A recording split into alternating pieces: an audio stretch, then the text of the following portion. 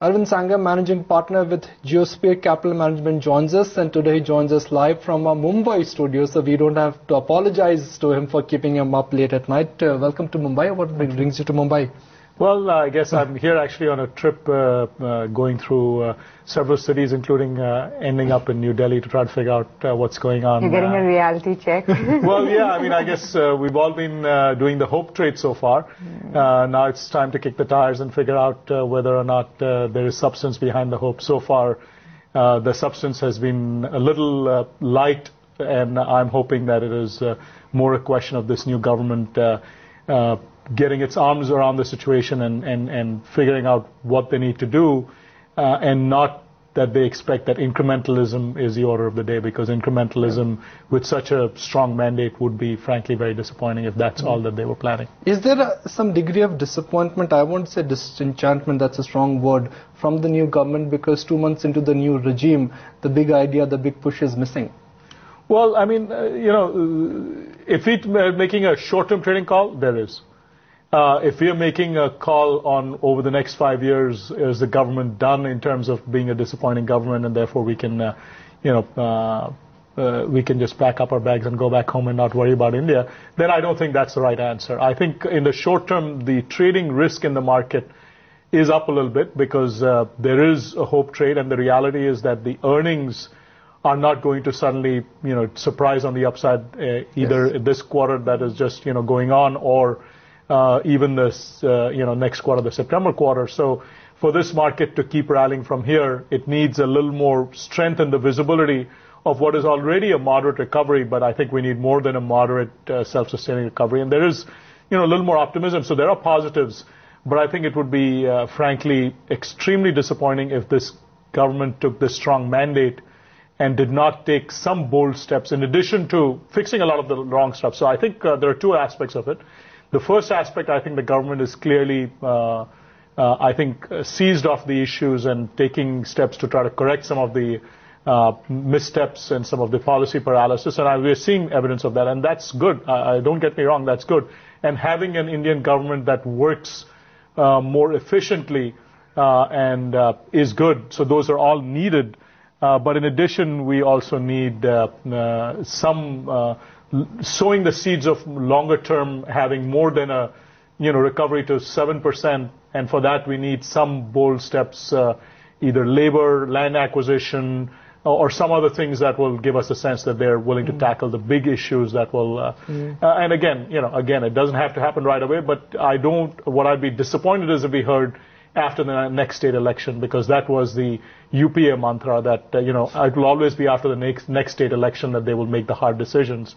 And whether it's on subsidies or it is on some of the other bold steps, I'm certainly hoping to hear that it's more them getting their arms around and figuring out how to tackle it rather than the state elections becoming an excuse. Arvind, so let's talk about your India exposure. Currently, how are you laying your bets in India? What is your current India portfolio? Well, we are looking at some bottom-up stories which are irrespective of sector, but we are trying to make selective bets on where we think the economic rebound will benefit. So whether it's some companies in the transmission equipment space, or it is companies in the cement space, which I'm a strong believer that if the roads construction is going to switch to cement, or if the freight corridor is going to continue to build out, or ports, or any other infrastructure, to me, cement is a no-brainer. Oil and gas is a sector that we frankly stayed on the sidelines because I'm a little disappointed that it seems like on the natural gas front, this government is going to take a step back rather than building on what the last government had already decided. It looks like they'll take a step back. So that's a more disappointing. And then the subsidies also seems like there isn't clarity. The diesel is the last government's gift, whether there is willingness to and timing of handling the LPG kerosene. So, that's an area that we're frankly a little bit on the sideline looking for clarity. And the banks we still like, although today's RBI policy meet we're not expecting anything but a couple of private sector banks, because I do think that as the economic cycle recovers and as loan growth comes back, the banks are obviously a big obvious call in the Indian economy now. we've stayed with the private banks, not the PSUs. The PSUs are a little more leveraged bet on it, but frankly, with all the capital raising and all the other stuff going on there, we're not as willing to take that leverage bet. We're getting into the policy event expecting no change in rates. But do you think there's just too much expectation and too much weightage being given to a rate cut, given that, there's the slowdown? Inflation, of course, has been cooling off, but just because the concern on the inflation was more supply-led, and it was just said that, going along monetary easing would be the way forward. Do you think the market is expecting a bit too much that, a rate cut could perhaps change the way things are being done? I don't think the market's counting on a rate cut. So not right now, but later in the year. Yeah. And I think that's not a huge part of the market dynamic right now, but I think there is some expectation that because of base effect, inflation will come down below 6% CPI by the fourth quarter. And therefore, at that time, it could give room to the RBI to cut rates. But there is the flip side of that the same base effect will probably cause inflation to creep back up in the first quarter next year. So I think there is some moderate expectation of that built in. And yes, there would be a negative in the absence. What would that mean for market sentiment as such? If, let's say, October to December, we get a rate cut, do you think that could change sentiment meaningfully? Well, in isolation, no. It'll help. Okay. But it'll depend on what else is going on. And I still believe that seeing signs, we've started to see some improvement in some of the two-wheeler, four-wheeler numbers. So we'll have to see other signs that suggest that confidence is coming back. Industrial investment is coming back. We'll have to see, obviously, some more policy actions by the government. In the absence of much else going on, rate cut becomes kind of the only straw to hang on to. But I'm assuming that rate cut no rate cut will come against a backdrop of other indicators. So I don't think, RBI is the critical driver, or what RBI does is the critical drivers of the market between now and year end. Are Indian markets at a crossroad? Because if you talk about the short-term visibility, medium-term visibility, it still lies with IT, pharma, and consumer names. But if you look at the long-term visibility or the long-term incremental boost, that will come in cyclicals. So is it a difficult time or a testing time for investors? If you believe in short term, you have to stick to defensives. If you believe in long term, you have to think out of the box. Yeah, I think it is. I mean, clearly in the first half of the year, it made sense to go after the cyclicals and avoid the pharma and the IT. And then that has changed dramatically in the last 5 or 6 weeks where, IT and pharma have again come to the forefront. So I think the reality is that IT and pharma have a secular base case which is unaffected by what happens to domestic economy.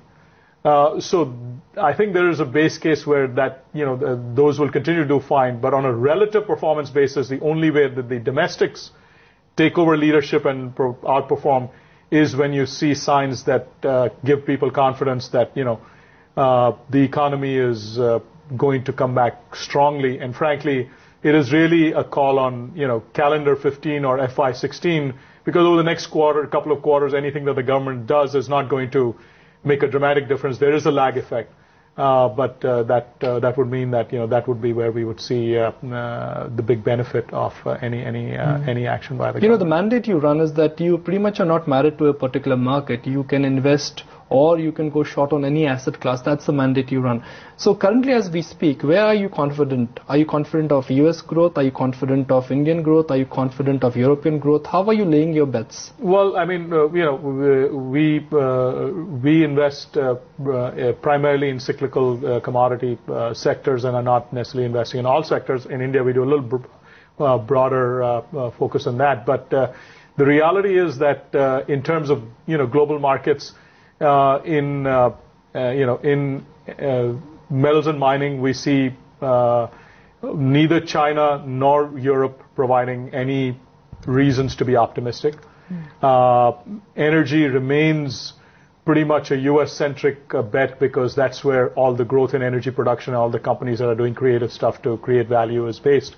So when we come down to it, if you're looking at a global macro trade in terms of markets, India still remains one of the best bets. It's, Europe, I'm highly skeptical that you're going to get more than a tepid recovery. China is clearly not where anything is going to change in terms of policy expectations keep swinging back and forth. But we think it's in a kind of a declining growth trajectory, and U.S. is the other option. But I think the biggest risk that we're watching right now for India and for emerging markets and for U.S. is how quickly does Fed, now that the tapering is over, how quickly does the Fed go towards raising interest rates? And that's going to be the biggest global macro turbulence causer in the next few months. I'll talk to you about that in a bit, but just on the index, do you have a position right now, either directionally on the futures side? Are you taking a call, or are you playing it via options? No, I'm playing it directly through stocks. I don't have a view on the index itself. Frankly, there are times when we do. Right now, I don't. I think we're in a trading range, but I may change my view after my trip to Delhi. So I don't know where that'll leave me. But what's the trading range for now? But I think the trading range right now is 74, 75 to 78. That's the range we're in. And I think the earnings have not provided a breakout opportunity, but we didn't expect it to. It's going to have to come from more, the virtuous cycle starting, and that's going to require a little bit of a rate cut. Could help if it were a surprise rate cut came out today, but I'm not holding my breath on that one. Okay. The script of how Indian markets have moved off late has been a function of global liquidity. Do you think now the script of how Indian markets will move will be a function of domestic liquidity? Absolutely. I mean, again, I cannot say that that'll be the case between now and year end, but if I'm making a 5-year call on the market, and I'm making a 5-year call that we're quite bullish on the outlook for India, and we are looking for longer term bets, which we believe that, we're notwithstanding what I said earlier about the government, we're quite confident that this government will correct, a lot of the issues in the economy. Whether they do it quickly or slowly remains to be seen. And the Indian economy has a lot of low-hanging fruit. And so, my view is that the missing element obviously has been the domestic investor, and the global investors have been much more willing to invest in India than Indians themselves. And they've been hiding in, real estate and gold, and neither one is doing that well these days. And therefore, if again we continue to see signs that the economy is recovering and confidence is coming back, it's a virtuous cycle. And the virtuous cycle applies to business confidence, and the virtuous cycle applies to investor confidence. And if that comes back, that could be huge because, look at India's savings rate of 25% on a $2 trillion economy. There's a lot of money that is not coming into the stock market. Hardly any money. Yeah, that is, there's almost nothing. 3% Indians invest in equities. That's a shameful number. Arvind, let's talk about pharmaceuticals. And here's the good news. Indian pharma companies have delivered, and they've delivered on a consistent basis. Their track record is enviable, and return on equity best in the breed. It's not a sector that unfortunately I have a lot to add on, because I'm impressed with what they do. And I wish I knew more about pharma, but that's not an area. You don't own pharma? I have no exposure in pharma. Yeah, I missed it because that's, I got to go with what I know. And, at least the IT sector I have a little bit of understanding of, and, I continue to be blown away by the performance of TCS and HCL Tech. The pharma sector is doing a great job, so I think, if I were able to buy a good index, I would, but I don't think there's a pharma index that I can buy. So, what about Infosys? Because, you missed that one out. What's the outlook there? Infosys is too much of a crapshoot. It's not a secular story. One quarter is going to miss numbers, one quarter it's going to make numbers. I don't have an edge on how the new CEO is going to be, and whether this is the turning point for the company or not. It's just been, such an underperformer that obviously there could be potential value, but it's really a call on, management and how they're able to turn it around. Do you think he can turn it around? I don't have a strong view on that. I prefer to stick with the ones that are tried and tested. Again, frankly, for the simple reason that it's not an area that I don't follow SAP. I don't follow some of the other global technology companies, so I don't have a view on kind of his. So, if you're of the view that indeed a long-term structural, secular, and inevitable bull market has started, give me 3 ideas which you own right now, and you're happy to own those names for next 3 to 5 years, irrespective of local cues and global cues. That's an interesting question. Well, I will tell you, the cement stocks, you can pick any of the names. I like ACC, I like Dalmia Bharat. I like a couple of names that are, in the cement space. But, even in India Cement, which has been a laggard, could be interesting because if Andhra turns around, then the South could look interesting. So, the cement sector is one that I think that for 3 or 4 years you have suppressed demand, and therefore it could be very interesting. Another area that is very interesting is the CV sector, which has had a massive slowdown. And, while there are many companies to play the CV cycle, but, somebody who's financing the CV companies is a great way to play it. So, Shriram Transport Finance is one that we like from a quality market leader that provides financing for that, because we think, again, any industrial capex recovery is going to lead that way. And then, the banks, in the broader banks, I think, any of the private sector banks, you can pick Axis or ICICI are obviously the slightly more leveraged bets on the recovery amongst the larger caps. HDFC, of course, is a high quality. HDFC Bank is a high quality name, but maybe from a beta standpoint, some of the other ones might Is work the dream better. run in HDFC Bank now coming to an end, because HDFC Bank, that franchise, the most haloed franchise of India, is no longer growing at 30%. The numbers have got compressed. 30s become 20. I don't know. I mean, I think to some extent it is a function of, the question I would ask is their growth relative to the loan growth slowed down? And I think given how much loan growth has slowed down, they've still maintained that 3 to 5% over loan growth rate. So I think if loan growth recovers, they could get that back, and the market has clearly continued to pay a premium for them. But, I think, I don't think a high quality bank like that is suddenly, losing its quality. Have you bought into autos? Because you're mentioning. Autos is very interesting. Right now we don't have exposure, but, names like Tata Motors is really a play on, global autos. But if the CV cycle turns, I'm not counting on the domestic auto bet at all in Tata Motors, because that I think is, dead. I don't know if you can, turn off the heart monitor, or is their heart monitor still working? But a Maruti or two-wheeler names. It is interesting. We don't have an exposure right now, but part of what I'm going to be doing over the next couple of days or next few days. What is stopping you from buying a Maruti or for that matter any of the autos? Nothing is stopping me. I just need to get a little more comfortable. I feel more comfortable about the CV cycle in terms of finding value there, in terms of deep value. But I think the auto sector would be another one that I am interested. I don't have an exposure right now, but that would be one area. The India romance is always demographics, the middle class, the throbbing middle class. How does consumer fit in? For the moment, they're expensive, but from a 3-year time frame, from a 5-year time frame, assuming that earning could be consistent, track record has been decent, can consumers bounce back?